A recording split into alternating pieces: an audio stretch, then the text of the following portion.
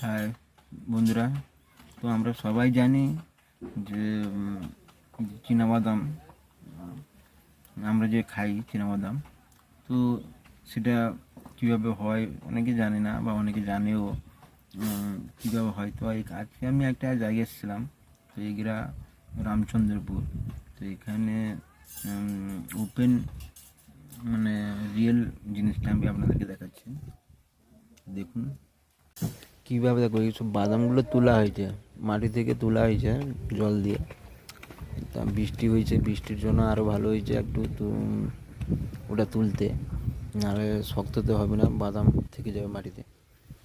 দেখো কীভাবে তুলে রেখেছে বৃষ্টির জন্য। আবার বেশি বৃষ্টি হলেও ক্ষতি, বেশি বৃষ্টি হলে ক্ষতি, তারা বাদামগুলো কালো হয়ে গেলে রেট পাওয়া যাবে না।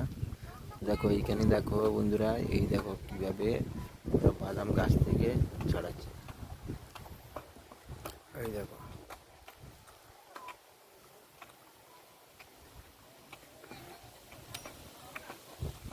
কিন্তু কি সুন্দর লাগছে, আর দেখতেও খুব ভালো লাগছে। বাদাম দেখো কত সুন্দর হয়েছে, দেখো গাছের গোড়ে দেখেছো তো কিভাবে বাদাম হয়েছে।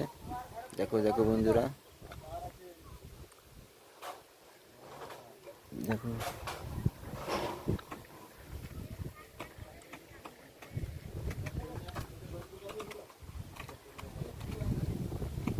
আর তুলে নিয়ে যাচ্ছে, একজন তুলে নিয়ে যাচ্ছে, ওদেরকে দিচ্ছে, তো ওরা সেইখানে গাছ থেকে বাদামগুলো ছাড়াচ্ছে।